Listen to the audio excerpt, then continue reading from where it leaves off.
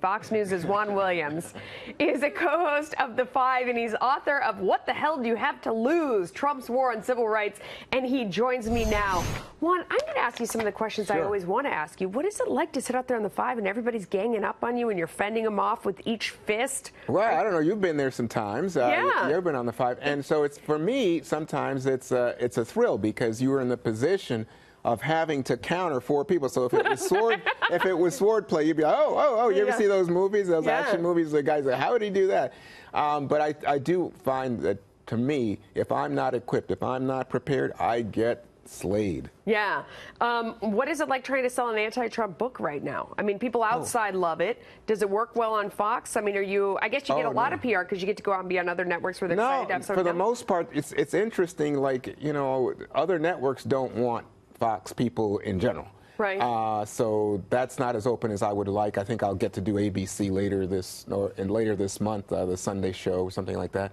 But really, talking to the Fox audience has been interesting for me because while they don't want much criticism of Trump, I think everybody in the country is aware that there's an increasing racial divide in the Trump era. I mean, the polls are pretty clear.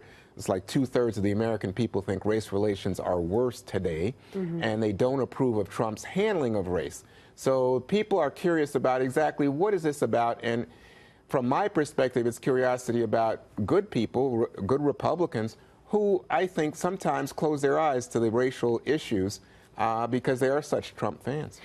And so you think it's worse for African Americans in spite of the fact that African American unemployment is down, that during the last 8 years, the divide between rich and poor in the last administration was so dramatically exacerbated? I mean, these economic factors that we would point to that would make it seem like it's better for Black America, and you say it's worse. No, I think, in fact, Donald Trump, whenever he says something that's outrageous, and oftentimes we get caught up in his rhetoric, he's calling Omarosa a dog, he's saying NFL players are SOBs, or he's saying that Representative Maxine Waters, one of his critics, is extraordinarily low IQ. Everybody, oh my gosh, you know, because it has such racial backdrop to it, and stereotypes and insults. And then the Trump supporters will come back, especially President Trump, and say, but look at a record low Black unemployment. Two things on this, Melissa. One is, obviously, most of the decline in Black unemployment took place under President Obama. I think it's only down about a point under President Trump. The second thing is Black unemployment is still twice what white unemployment is in the country. And then you go, I think, and this is a really important part of the book, What the Hell Do You Have to Lose? You start to look at policies in terms of supporting Black entrepreneurship, community development, and you see that the president is pulling away from those issues. So time and again, it could be voter suppression, it could be pulling away from economic support. These things are what's, I think, contributing to the racial divide in the country. Isn't that, because the flip side of the coin, it looks like it's style over substance, that you're focusing on his words, but not on the outcome of what's actually happening. And, you know, he calls a lot of people low IQ. I mean, it's not really about, it's not a Black thing or a white thing. No. It's his critics. I mean, he goes and hammers people who are against him regardless of race. I mean, he said terrible things about Jeff Flake. Oh, I think he said terrible things about a lot of people. Just go ask Ted Cruz, who he's not going to have to go campaign for. But the thing is that obviously there is a specific resonance if you're talking in this country, a country where we've had slavery, legal segregation, and the rest, about Blacks having low IQ or about Blacks somehow being SOBs. I think that it's offensive, it's divisive. And when he said this business, which is the title of the book, What the Hell Do You Have to Lose?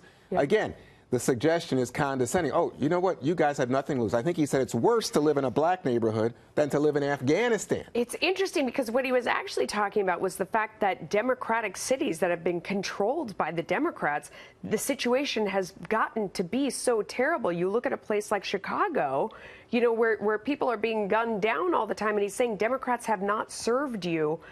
You should try something else after years of being in this position. Well, this is kind of contradictory because on the other hand, he's saying things have gotten better, low unemployment, right? Under him. Yeah, well, not under him. When he was campaigning. But here's the thing. He ignores in this, he focuses on like the 20% of Black America remains in poverty, and disproportionately young people, a lot of children to single parents. But he doesn't focus on the idea that 40% of black America earns between 35 and 100, another 12% between 100 and 200. This is tremendous. They're all middle-class people. What an amazing story. They're yelling in my ear that we're about to go to black. Thank you so much on the screen. You know what I mean there right now. I'm going to get in trouble. But thank you. We could talk about this forever. Good stuff. I can't wait to read the book. Thank you so much.